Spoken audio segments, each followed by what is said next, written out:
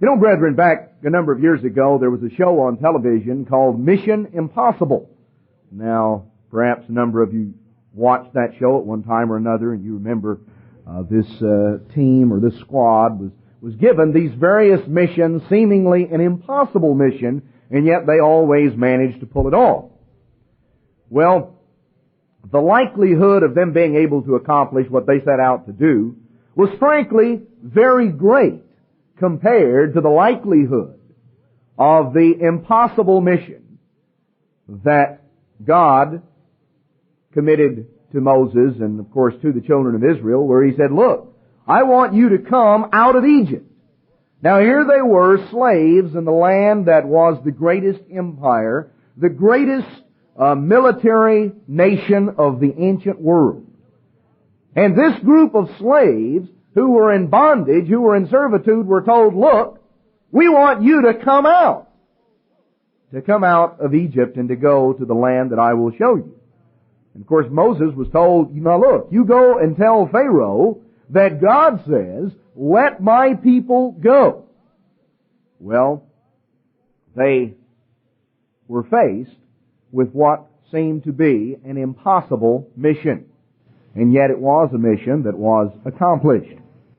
We're told that we are, as we go through these days of unleavened bread, there are certain spiritual lessons we're to learn. Israel of old was told to come out of Egypt. They were told to eat unleavened bread. They were told to put leavening out of their homes, out of their dwellings. We are told that we need to come out of this world. We are told that we need to imbibe the unleavened bread of sincerity and truth. We're told that we need to put sin out of our lives. In fact, Jesus Christ put it in Matthew chapter 5 and verse 48, be ye or become ye therefore perfect, even as your Father which is in heaven is perfect. Now you talk about mission impossible. Become perfect? Become perfect like God is perfect? That is mission impossible. Seemingly, so called. To really, truly, totally come out of this world. To really, truly, totally put sin out of our lives. And to completely imbibe of sincerity and truth.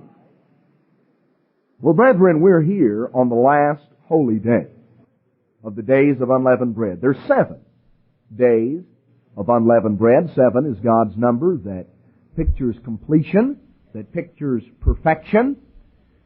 The 7 days of unleavened bread picture a time when we are to completely come out of the world, when we are to completely put sin out of our lives.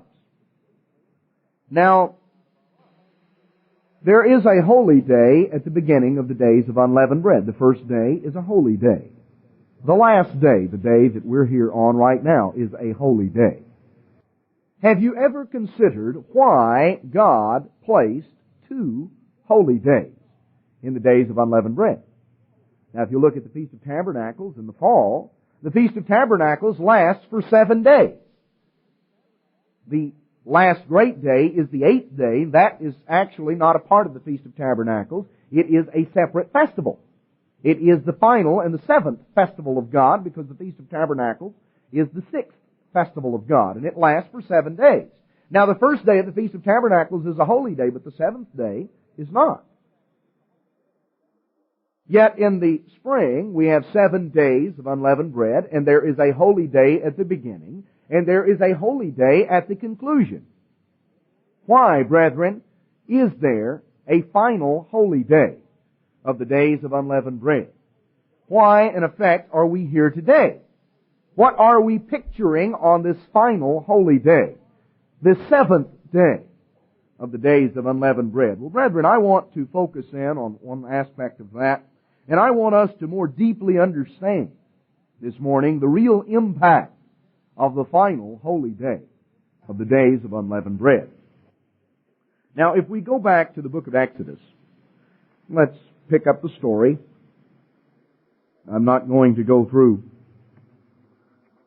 most of it in detail, because I'm sure you've already been through that at an earlier time period of the days of unleavened bread. we find, noticing in Exodus chapter 12, you have the account of the Exodus, of how, of course, on the Passover, the death angel passed through the land. Those who came under the blood of the Lamb were exempted from death. They were passed over. Then, that morning after the Passover evening, the Israelites went out to spoil the Egyptians, to gather together. And then, Exodus chapter 12 and verse 37, the children of Israel journeyed from Ramses to Sukkot. About 600,000 on foot that were men besides the children. So Ramses was the area that they gathered in, and this, of course, if you tie it in with Deuteronomy and with Numbers 33, it's very obvious that they departed on the evening. That's why it is called the night, to be much observed down here in Exodus 12:42. They departed out in the evening, which was the beginning of the first holy day. They began a journey.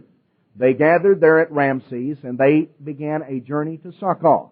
And it was a festive time. It was an occasion where they came out with a high hand. They were excited. They were enthused. Here they were, having been slaves, having been in abject bondage and poverty, and just a very downtrodden state. And now they were coming out on a journey to freedom. And of course they were excited. And it says that Israel came out of Egypt with a high hand.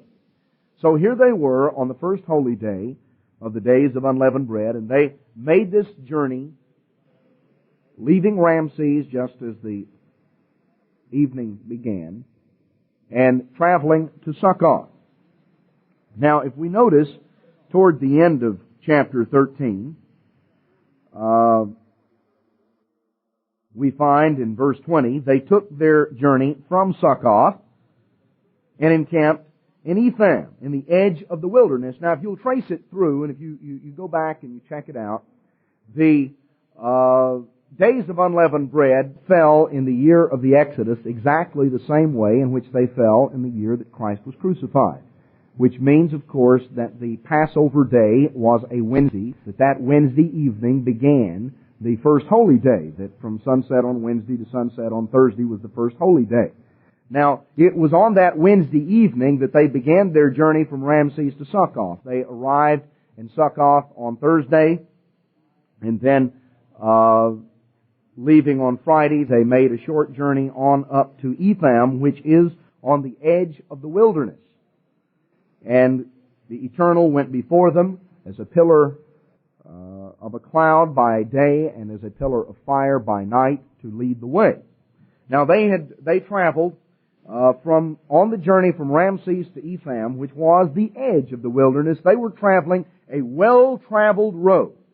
They were certainly in what was the midst of civilization of that day. They were traveling along one of the main highways, one of the main thoroughfares of ancient Egypt, one of the ways in which many people went. And there were various little towns and villages. They were in the civilization of Egypt. They had not gotten out of Egypt when they arrived there on Friday afternoon at Etham. They encamped there over the Sabbath. We read in Exodus chapter 14 that God spoke to Moses and told him to speak unto the children of Israel. And of course this would have been then on that weekly Sabbath day as they were there. And God gave Moses some instructions, and He told the Israelites who had been going along the main thoroughfare that they were to turn. That they were to turn aside from the way that was commonly traveled, and they were to strike out on an untraveled path. They were to strike out through the wilderness. They were to go and head to an area before Piahiroth, which is between Migdol and the sea, down near Baal-Zephon, and they were to encamp by the sea.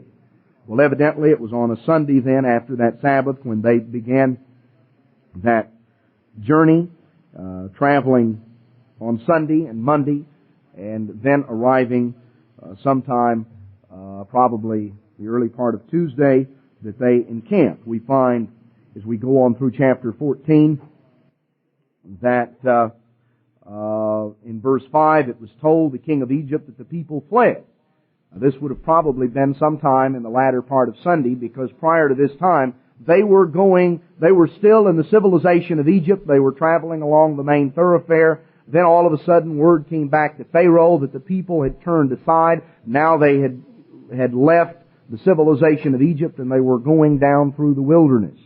And word came back to Pharaoh, and so he began to gather up his troops, probably then on Monday morning early. They struck out, and traveling then on Monday, coming up in the early part of Tuesday or Tuesday afternoon, shortly after the people had encamped, they arrived.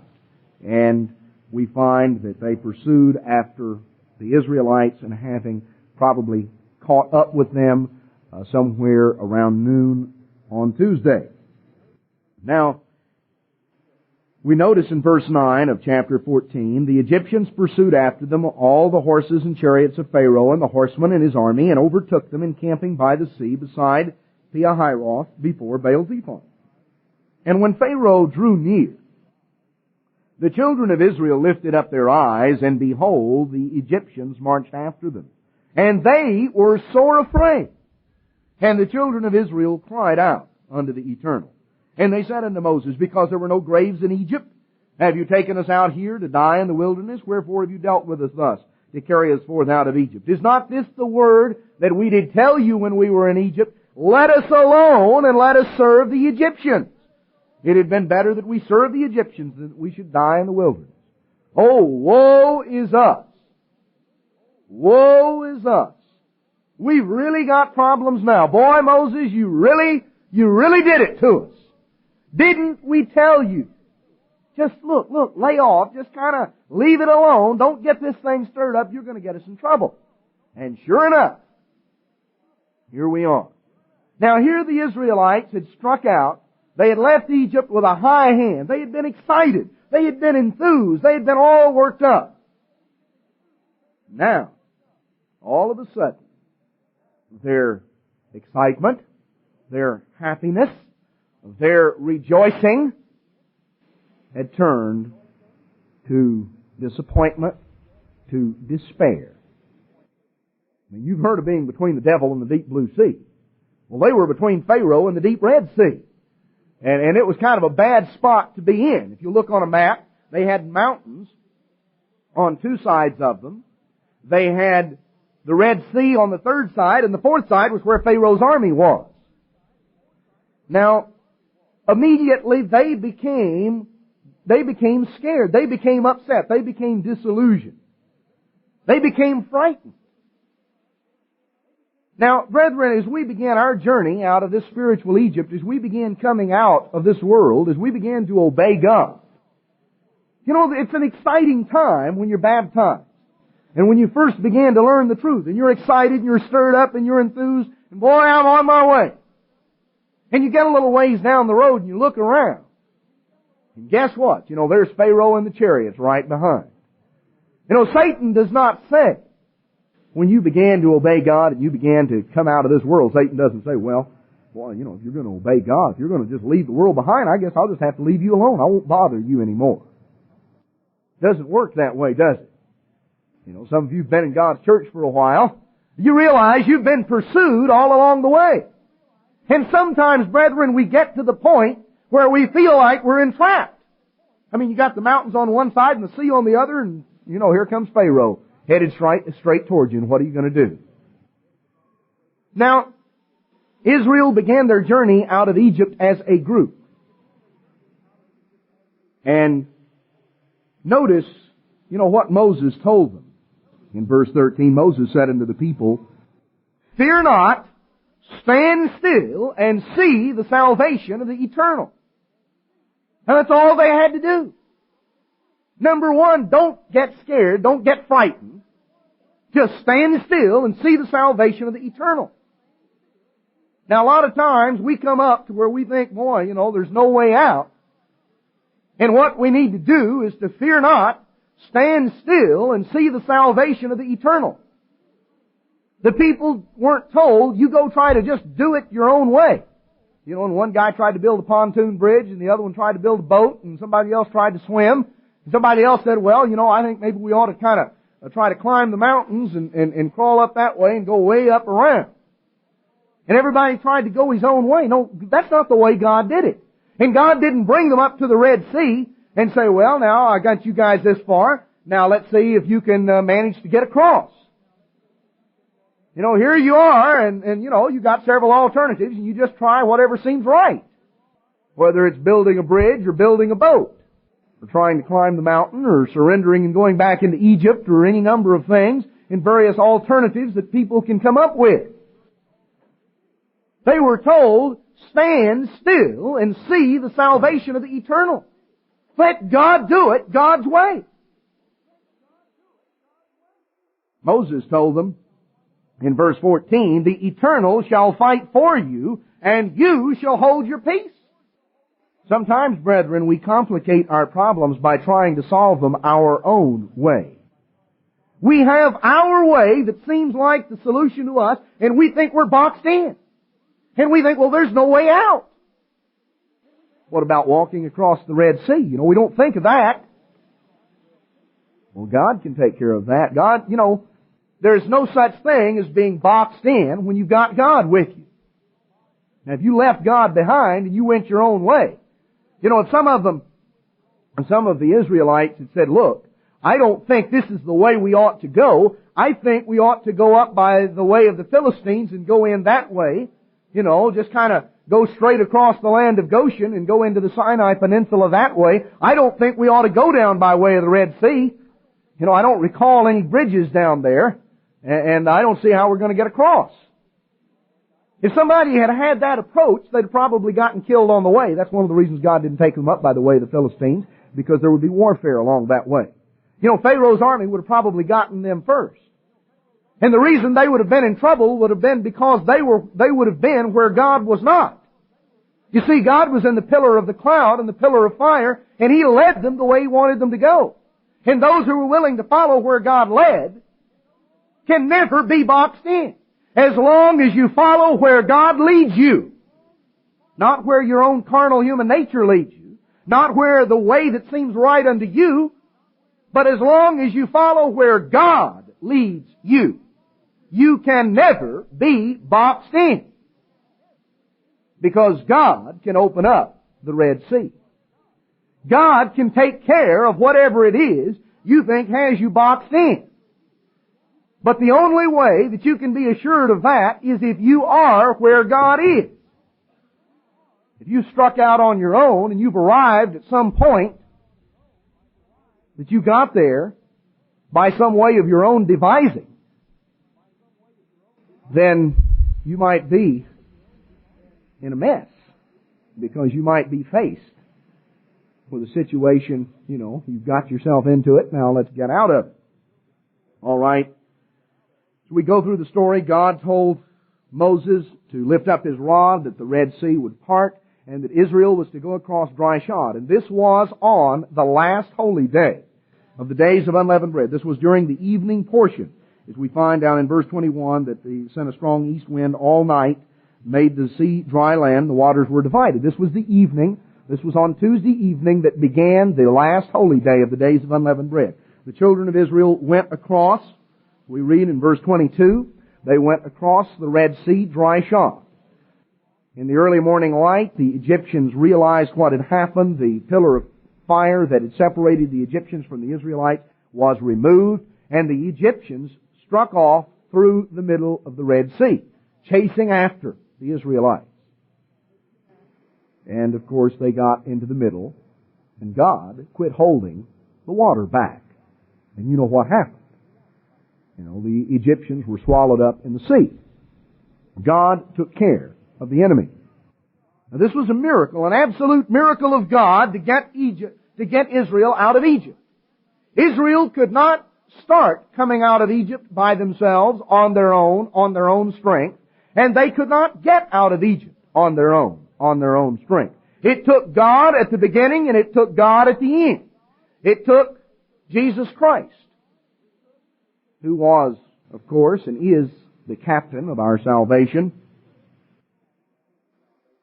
Let's go on over to the book of Joshua. I want to spend a little time in the book of Joshua this morning. Because the book of Joshua in many ways really ties in with the days of unleavened bread. And in fact, the entire theme of the book of Joshua just very directly ties in with the days of unleavened bread. Because what we have the story of in the book of Joshua is God's people entering in, to the promised land. God's people making their entrance into the land that God is promising them, overcoming the problems and inheriting the land. You have the story of what is truly the irresistible power of God's people in overcoming the world, provided that they maintain complete trust in God's strength and power, and that no sin of disobedience break their covenant relationship. So we have in Joshua the story of the irresistible power of the people of God. There was no one able to stand before them. It was a power that was irresistible as long as they trusted in God and they obeyed God.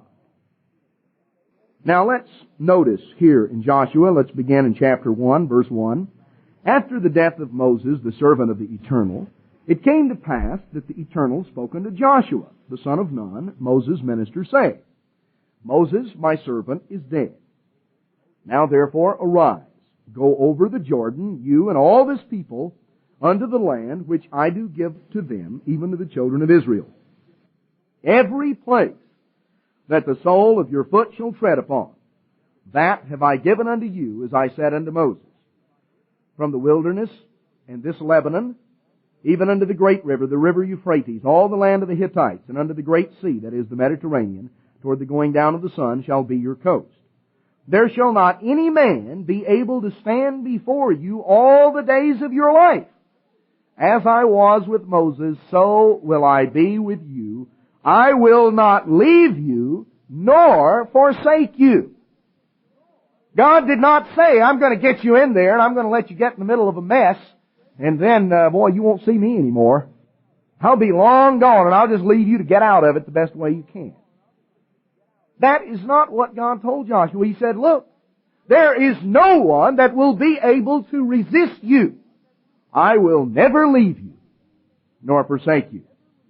Be strong, and of a good courage. For unto this people shall you divide for an inheritance the land which I swore unto their fathers to give them. Only be you strong and very courageous, that you may observe to do according to all the law which Moses my servant commanded you. Turn not from it to the right hand nor to the left, that you may prosper whithersoever you go. Brethren, you'll never get ahead by putting God last.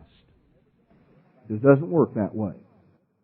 You'll never solve your problems by turning aside to the right hand or to the left from obeying God. You'll never turn aside. You'll never improve your situation or solve things. So he goes on, this book of the law shall not depart out of your mouth, but you shall meditate therein day and night, that you may observe to do according to all that is written therein. For then you shall make your way prosperous, and then you shall have good success. That's the only way to have good success. That's the only way to make your way prosperous, to observe to do what God has commanded. And what if what God has commanded seems to be like, well, boy, that's going to lead me into a dead-end canyon. I'm going to wind up somewhere that I don't want to be.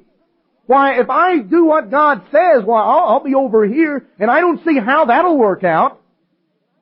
Israel of old was following where the cloud led them. That's what led them to be boxed in by the mountains, by the sea, and by Pharaoh's army. They got into that problem by following where God led. Now, any of the Israelites who understood and knew the geography of the area should have been able to surmise when they departed from the main way and struck out through the wilderness that they were going in a direction, in a southerly direction, that there was no way out. Because if you look at a map, the Red Sea gets broader and broader the further south you get. You know, how are you going to get across into Sinai? Where are you going to get out of Egypt? I mean, you're headed toward Ethiopia. You're not headed toward the Sinai. And there are no bridges down there. So, if Israel followed where God led, seemingly they were headed into a way that there was no way out of. And sometimes, brethren, we in our own lives, we have some problem and we see, well, God says this, but I don't see how I can do that. I don't see how I can do that because surely God doesn't want me to get over here and kind of get boxed in. No, God doesn't want you to get boxed in. God wants you to go where He says, though. And God will guarantee that you don't get boxed in if you go where He says, because He'll open up the sea. That's no problem for God.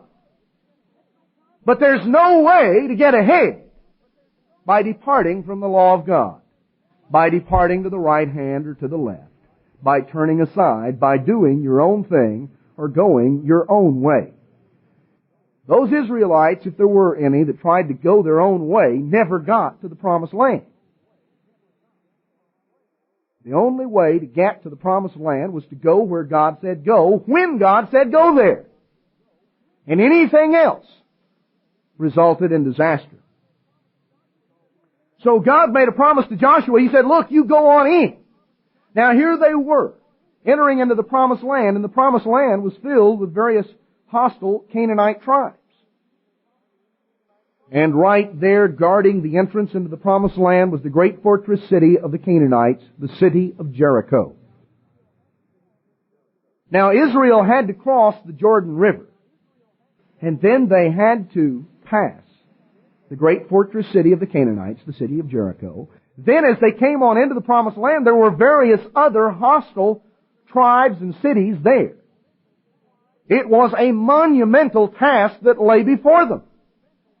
The land was filled with hostility. Now you remember, if you go back to the book of Numbers, that 40 years previous, Israel had had an opportunity to enter the Promised Land. Spies had gone in and spied out the land, and they did not go in. And the reason they did not go in was because the spies came back and they said, yes, it's a great land.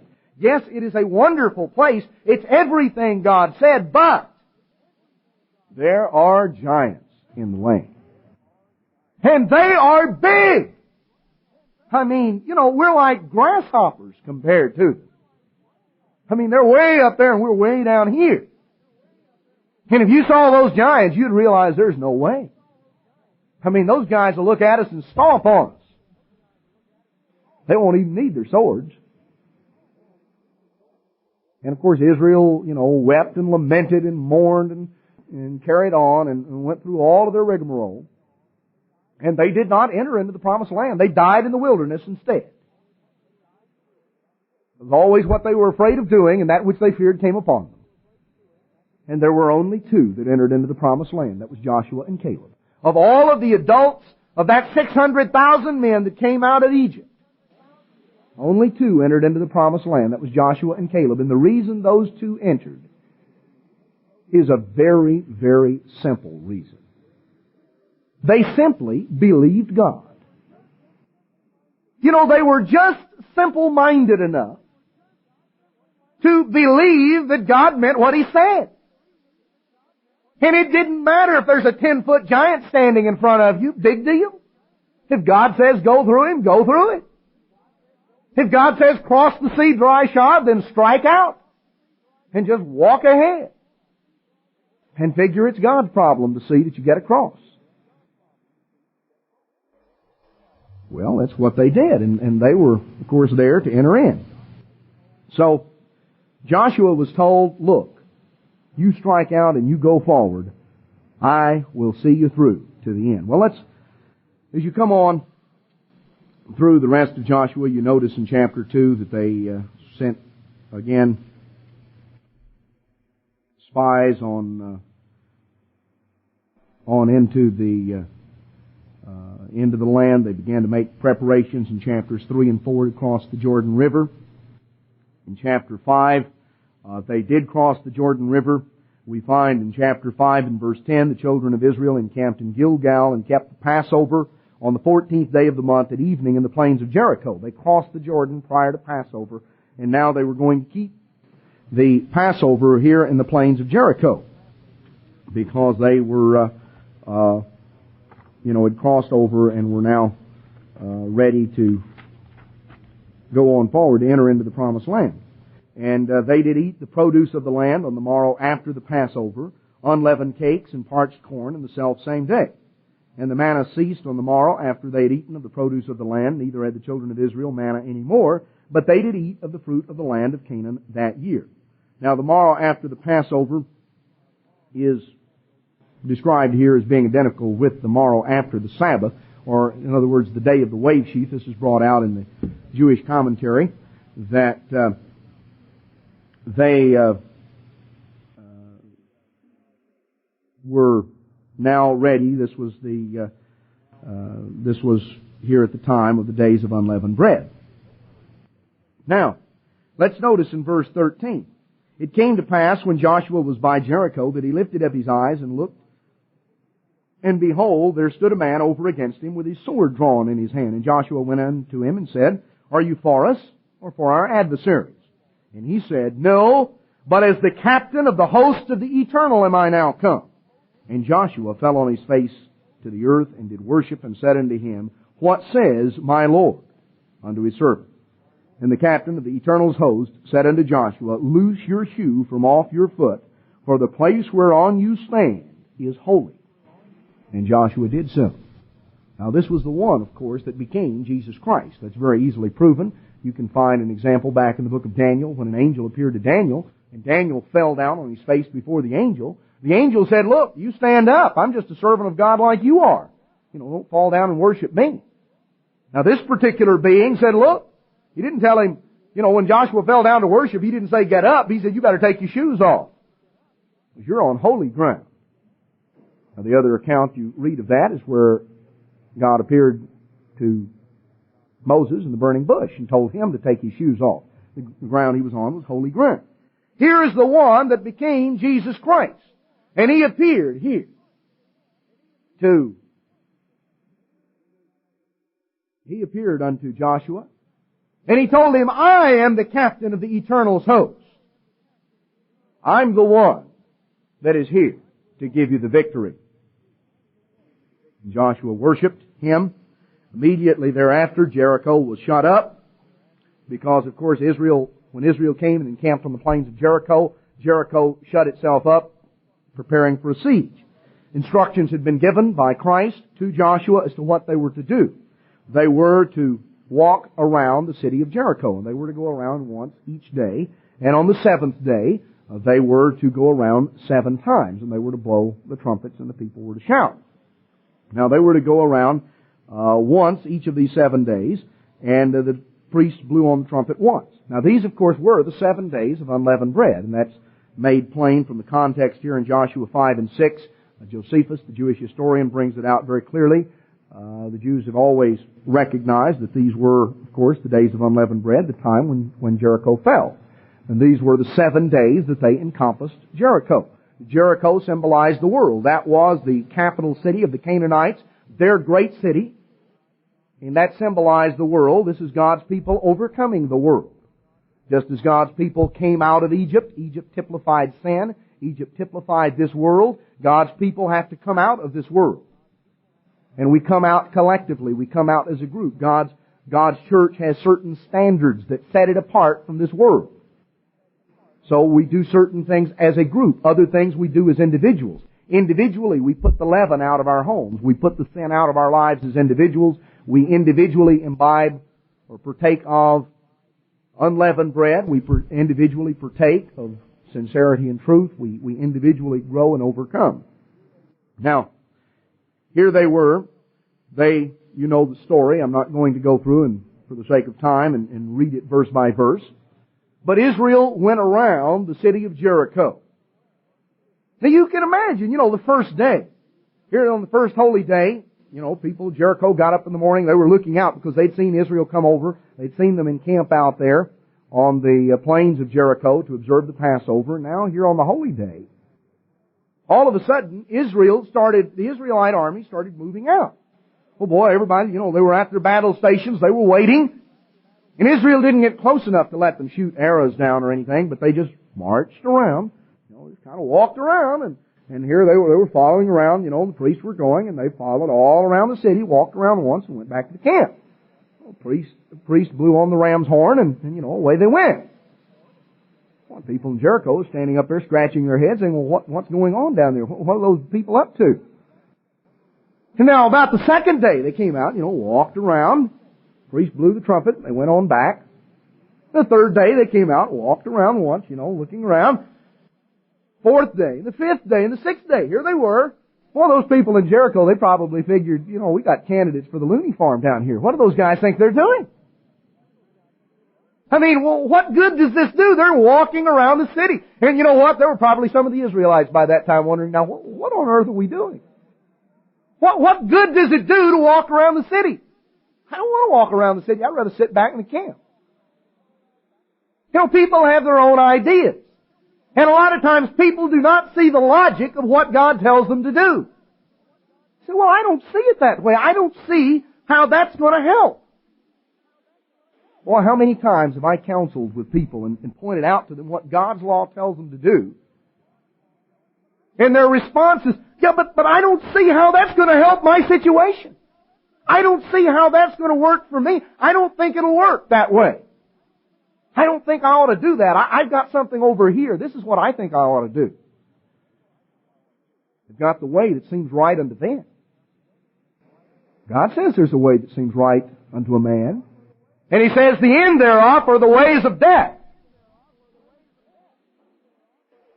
Now there were Israelites that undoubtedly had their own idea as to what they ought to do with Jericho. But God had His idea. So the people followed around, and on the seventh day, they came out, and of all things, they walked around it 7 times. And the people in Jericho were really scratching their heads by that time. Then it came to pass, verse 5, that they made a long blast with a ram's horn, and when you hear the sound of the trumpet, all the people shall shout with a great shout, and the walls of the city shall fall down flat. God performed a miracle. God reached down and performed an absolute miracle to make the city of Jericho collapse. And everybody looked around and wondered, what's happening here? God solved the problem. All the people had to do was do what God said, and God would take care of the results. That's a lesson we have to learn, brethren. If we do what God says, God will guarantee what the results will be. God guarantees us the victory. You realize that? God guarantees us the victory. Just as God gave the victory to Israel coming out of Egypt on the last holy day of unleavened bread. Just as God gave the victory to Israel entering into the promised land over Jericho on the last day of unleavened bread. That's why God has 2 holy days in the days of unleavened bread. Not only does God promise to start us out with a high hand, God promises to see us through to the end. God not only guarantees the beginning, God guarantees the victory. God holds out the victory to us. Well, you read here in chapter 6 of the Fall of Jericho and the events that transpired. Now God gave some specific instructions regarding Jericho in verse 17 of Joshua 6. The city shall be accursed, even it and all that are therein, to the eternal. Only Rahab the harlot shall live, she and all that are in her house, that are with her in her house, because she hid the messengers and keep them secret. And you, in any wise, keep yourselves from the accursed thing, lest you make yourselves accursed, when you take of the accursed thing, and make the camp of Israel accursed, and trouble it. But all the silver and gold, and vessels of brass and iron, are consecrated unto the eternal. They shall come into the treasury of the Lord. So they were told what they were to do, that they were not to take spoil, they were not to take any of the things for personal possessions that came from Jericho, that these implements of gold and silver and brass and iron were to go into the temple treasury, and everything else was to be destroyed. It was to be burned with fire. Well, of course, this is what happened. Now, in chapter 7, we find that After the conquest of Jericho, there was a little city, a little village, by the name of Ai. Now, Ai was to Jericho about like Humble is to Houston. I mean, it was like, that here God had sent His people in, and you had the great city, the great metropolis, the great capital of the Canaanites, a mammoth city by comparison, by the standards of that day. And that city had fallen. It had collapsed. The walls had come down. God had given them the victory. An impossible victory, seemingly. Now all they had a little village. Kind of a mop-up operation. Just a little village the other side. Very, very small by comparison. And they returned to Joshua, verse 3, and they said, look, there's no sense in all of us going up there to Ai. Why don't we just have maybe 2,000 or 3,000 men go up and smite Ai? And that will be more than enough to take care of Ai. It's just a little tiny place. And, there's no sense in making all the people go to all that trouble to go up there because there's just a handful of those people. We'll send up a couple of thousand and that'll take care of it. Well, they went up there to Ai. In verse 5, the men of Ai smote them. They were defeated. They were wiped out. And they really, came back with their tail tucked between their legs. And they were, verse 5, the latter part of the verse. Wherefore, the hearts of the people melted and became as water. Oh boy, the starch went out of them. They really got scared then. Oh, woe is us. What in the world has happened? Here we were, they were all cocky and they really felt great after Jericho.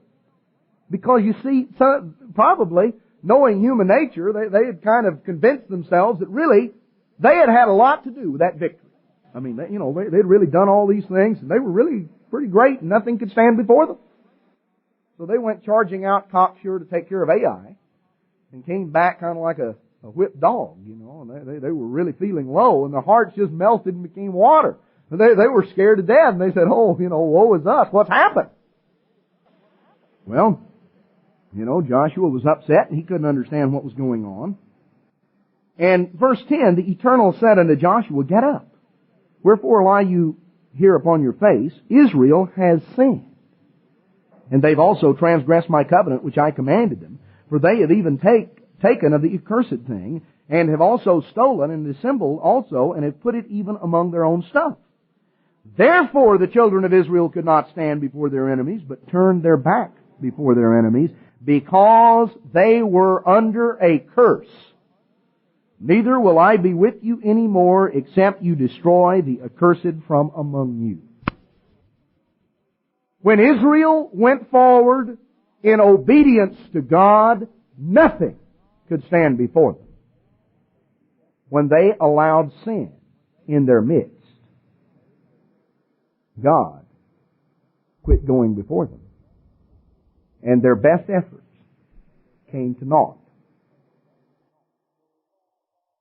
So He told them, sanctify the people and gather everyone together and find the one that has brought the curse on Israel and purge him out.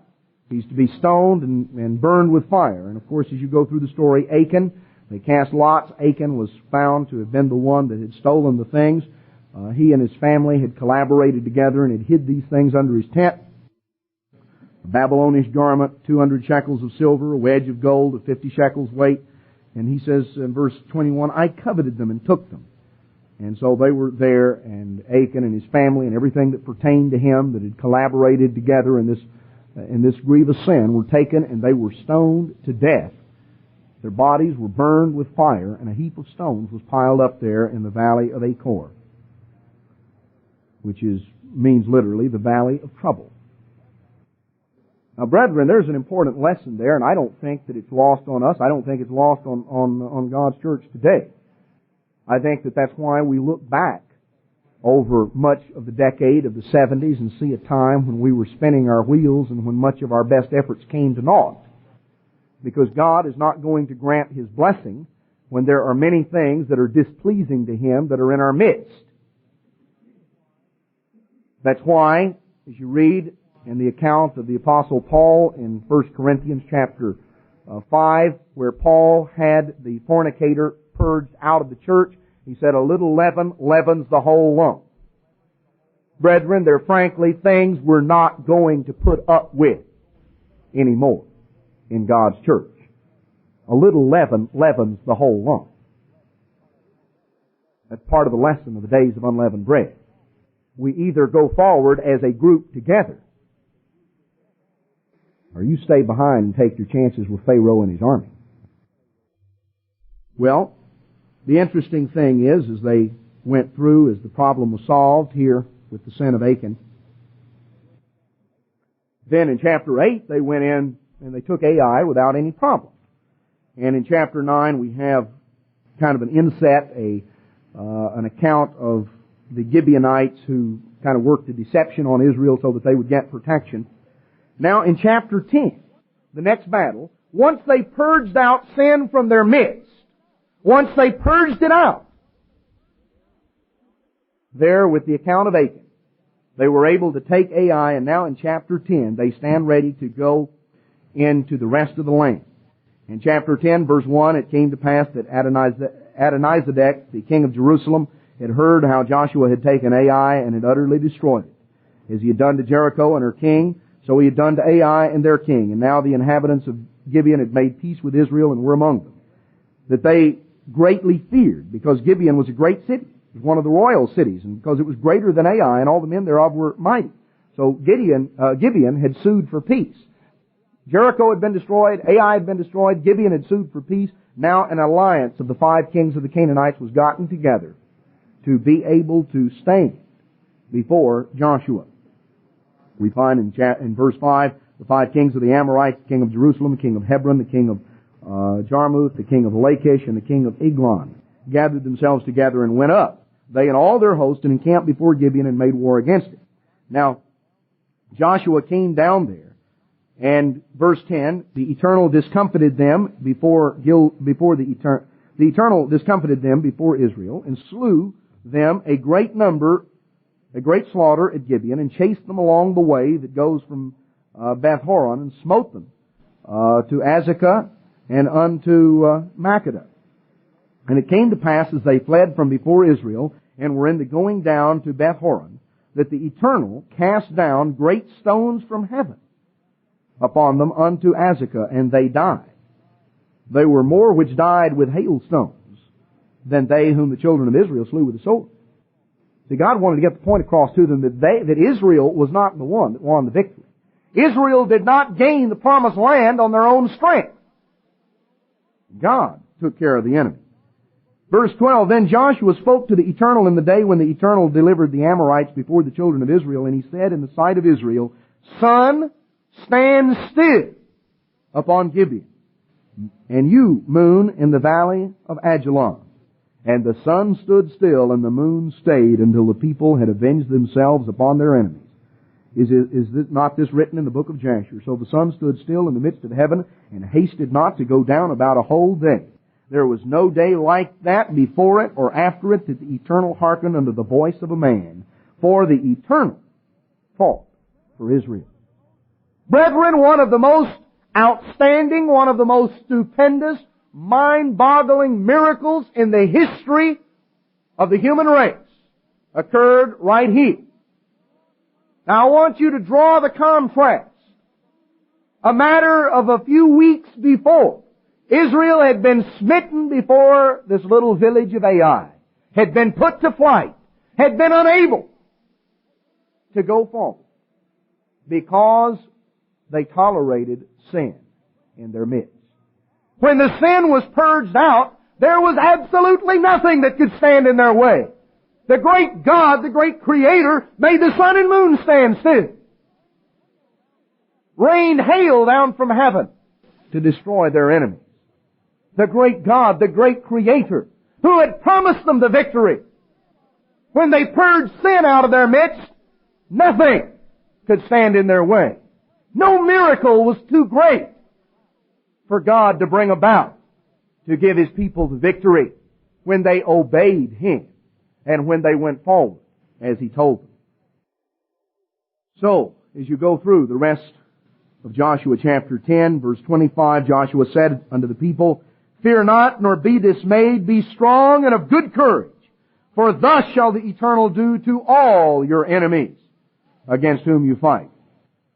So, verse 28, that day Joshua took Makkedah, smote it with the edge of the sword, the king thereof he utterly destroyed, and he let none remain. He did unto the king of Makkedah as he did unto the king of Jericho.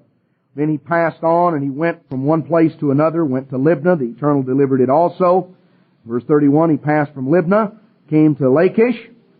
Verse 32, the Eternal delivered Lachish into the hands of Israel. Verse 33, Horam the king of Gezer came up to help Lachish. Joshua smote him and his people till he had left none remaining. Verse 34, from Lachish Joshua passed unto Eglon, and all Israel with him. They encamped against it, they fought against it, they took it on that day. Verse 36, Joshua went up from Eglon, and all Israel with him, unto Hebron. They fought against it, they took it and smote it with the edge of the sword. And verse 38, Joshua returned, all Israel with him, to Debir, and they fought against it, and they took it, and the kings thereof. Verse 40, so Joshua smote all the country of the hills, of the south, and of the vale, and of the springs, and all their kings, and left none remaining, but utterly destroyed all that breathed, as the Eternal God of Israel commanded. Joshua smote them from Kadesh Barnea, which is the area of Petra, even unto Gaza, down on the Gaza Strip, there near the border of Egypt. All the country of Goshen, the land of Goshen in Egypt, even unto Gibeon. And all these kings and their land did Joshua take at one time, because the Eternal God of Israel fought for Israel. And Joshua returned, and all Israel with him, unto the camp to Gilgal. When the people obeyed God and put sin out of their midst, nothing could stand in their way. And they went forward with all of the speed they could muster, because they were going forward in obedience to God, and they had purged sin out. When sin was in their midst, there was no way they could go forward. There was no way that in fact, they came under God's curse and not under God's blessing. So, as you go through, we have, in much of the rest of Joshua, a detailed account of the way that the land was divided, the various allotments that went to the various tribes. And in chapter 23, that once Israel had been given rest from their enemies, Joshua was old, that he called the people together. And I'm not going to go through all of the account of what Joshua said, but I want to focus in on chapter 24 and verse 14. Joshua recounted in chapter 24 all of the victories that God had given. And he mentions, let's begin in verse 11. He says, You went over Jordan and came to Jericho. The men of Jericho fought against you, the Amorites, the Perizzites, the Canaanites, the Hittites, the Girgashites, Hivites, Jebusites, and I delivered them into your hand. I sent the hornet before you that drove them out from before you, even the two kings of the Amorites, but not with your sword nor with your bow. And I have given you a land for which you did not labor, and cities that which you built not, and you dwell in them. Of the vineyards and the olive yards which you planted not, do you eat. Now therefore fear the Eternal and serve Him in sincerity and in truth. Now, does that sound like a familiar statement? You know, you've probably heard that read several times during the days of unleavened bread, only you've heard it read back from 1 Corinthians 5, where the Apostle Paul quotes Joshua 24:14. Now therefore fear the Eternal and serve Him in sincerity and in truth, and put away the gods which your fathers served on the other side of the flood and in Egypt, and serve ye the Eternal. You've got to put away the things that come between you and God. And you've got to serve God in sincerity and in truth. And if you do, brethren, there's absolutely nothing that stands between you and achieving the victory of entering into God's promises. Let's turn back to the book of Hebrews.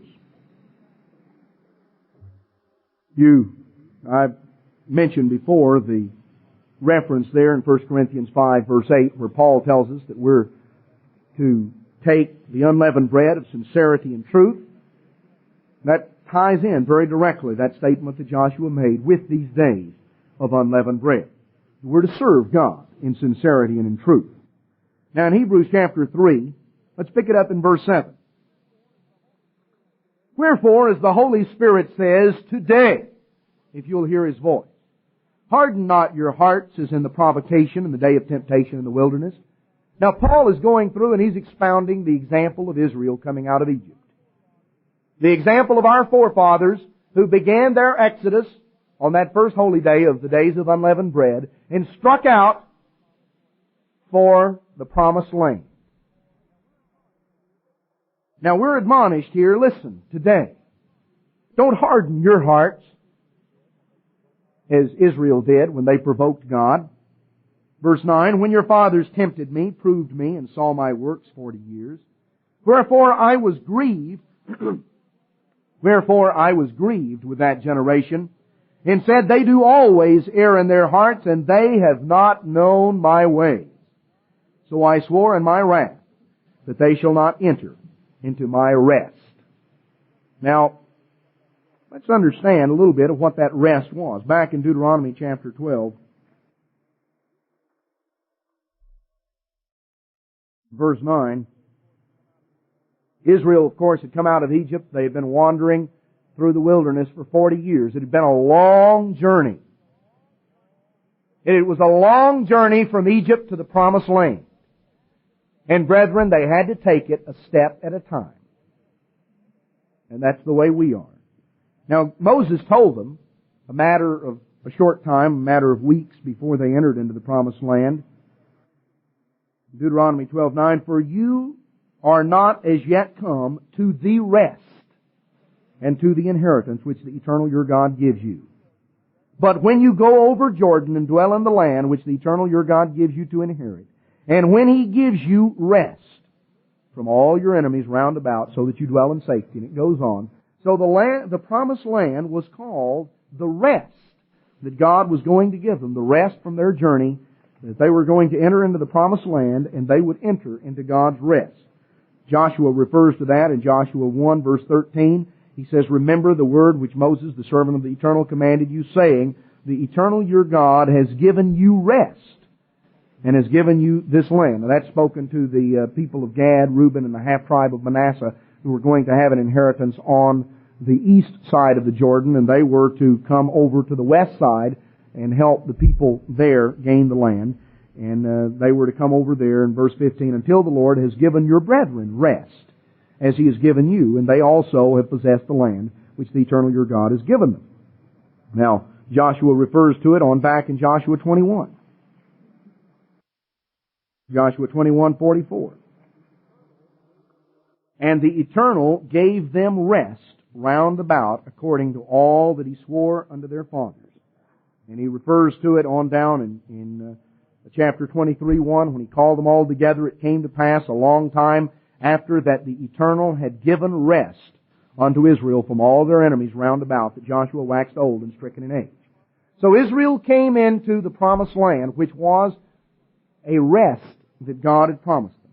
Yet we're told here back in Hebrews 3 that God swore in His wrath to the generation that came out of Egypt, they shall not enter into my rest. And there were only two of the men who crossed the Red Sea that also crossed the Jordan River. That was Joshua and Caleb. There were only two that entered into God's rest. The rest of them did not. Now, verse 12. Take heed, brethren, lest there be in any of you an evil heart of unbelief in departing from the living God. But exhort one another daily, while it is called today, lest any of you be hardened through the deceitfulness of sin. Sin is deceitful. Satan the devil doesn't come with a red suit and a pitchfork and horns on his head and a little sign hanging around his neck saying, here, I'm the devil. I've come to deceive you. Now listen closely, because I'm going to tell you a lie and I expect you to believe it. Satan comes as an angel of light. And he holds out his way and makes it look good. It looks enticing. It looks logical. In fact, it's presented as the way that God would want you to go. You know, we read back in Corinthians, Paul says he comes as an angel of light. He appears to be a truth bringer. Don't be hardened through the deceitfulness of sin. Don't allow yourself to gradually begin to tune out what God says and become hardened. For we are made partakers of Christ if we hold the beginning of our confidence steadfast unto the end. Now when Israel came out of Egypt, they had a great confidence. They came out with a high hand. If they had held that confidence steadfast unto the end, they would have crossed the Jordan River when the spies came back the first time and saved themselves 39 years of wandering in the wilderness. But they didn't hold that confidence steadfast, and so they died. They perished.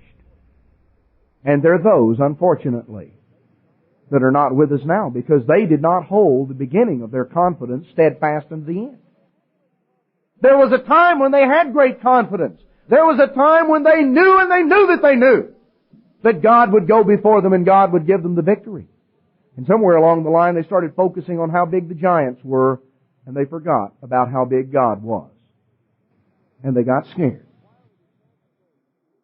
While it is said today, if you'll hear His voice, harden not your hearts as in the provocation.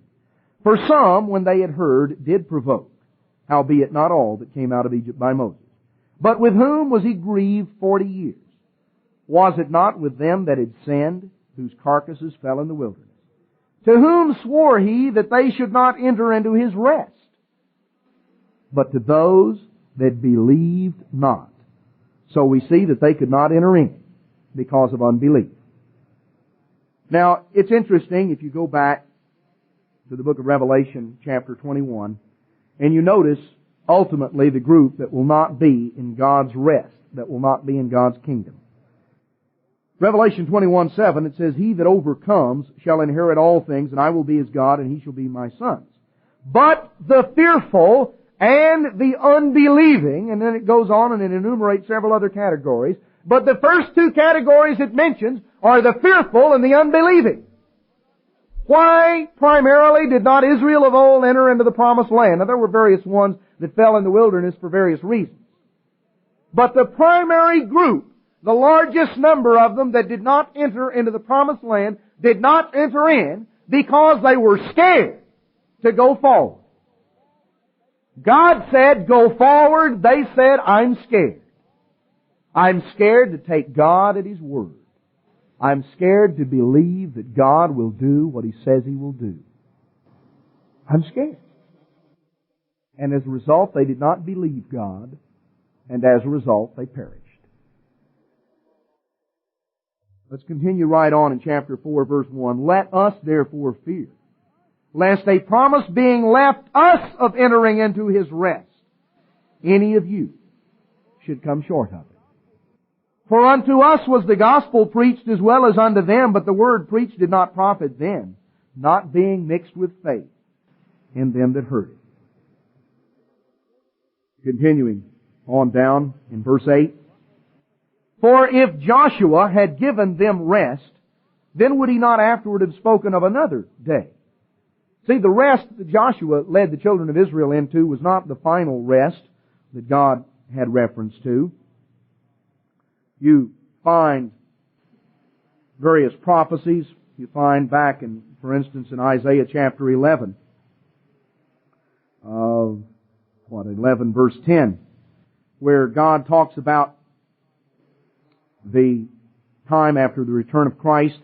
He says in verse 9, They shall not hurt nor destroy in all my holy mountain, for the earth shall be full of the knowledge of the eternal, as the waters cover the sea. And in that day there shall be a root of Jesse, which shall stand for an ensign of the peoples. To it shall the Gentiles seek, and His rest shall be glorious. Isaiah 14:7 describes the earth during the millennium. It says, The whole earth is at rest and is quiet. They break forth into singing. The time when God's kingdom is going to be on this earth, that is the ultimate rest. The rest that Joshua led the children of Israel into, the promised land that Israel entered into, was merely a type of the ultimate rest that God proposes to lead us into. But there's an example that we need to learn of what happened to God's people of old. Continuing on down here in Hebrews chapter 4, let's go on down to verse 14. Seeing then that we have a great high priest that is passed into the heavens, Jesus the Son of God, let us hold fast our profession. For we have not a high priest which cannot be touched with the feelings of our infirmities, but was in all points tempted like as we are, yet without sin. Let us therefore come boldly unto the throne of grace, that we may obtain mercy and find grace to help in time of need. How do you approach God's throne? You have to come before God in great trepidation, wondering if God will hear you, wondering if you can have the victory, or wondering if you'll be slaughtered before Pharaoh's army. Brethren, come boldly unto the throne of grace to lay claim on the promises of God. We've got a high priest there who is the captain of our salvation, who appeared unto Joshua as the captain of the host of the eternal, who led Israel forward and who gave them the victory. He's described in Hebrews chapter 12, verse 1.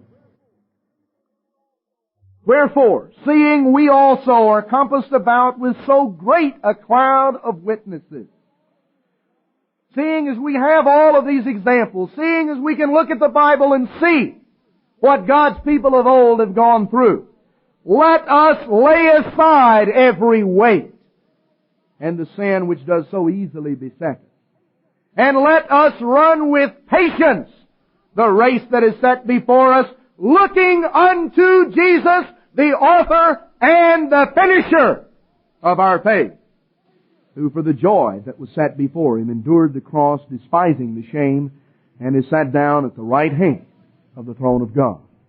Brethren, we are able to look to Jesus Christ, the author and the finisher of our faith. God not only has a holy day at the beginning of the days of unleavened bread that pictures His starting us out of Egypt with a high hand. God has a holy day at the end of the days of unleavened bread, because God proposes to open up the Red Sea. God proposes to collapse the walls of Jericho. Jesus Christ, the captain of the host of the eternal, is the author and the finisher of our faith. In Hebrews 13 and verse 5, the latter part of the verse, for He has said, I will never leave you nor forsake you. That's what He told Joshua, wasn't it? Here in Hebrews 13:5, we've got a quote from right back in Joshua 1. We read it earlier in the sermon, where God told Joshua, be strong and of a good courage. Don't be dismayed. Don't be bogged down. Don't get scared. Go forward. Obey me and go forward. Be strong and of a good courage, for I will never leave you nor forsake you.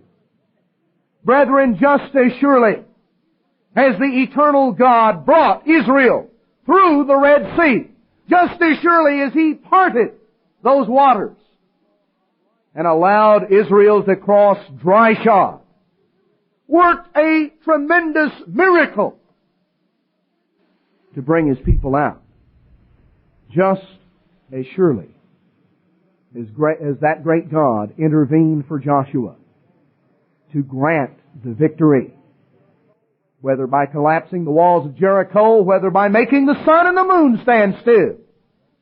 That great God, our Lord Jesus Christ, the author and finisher of our faith, who is the same yesterday, today, and forever. That great God will intervene for His people today.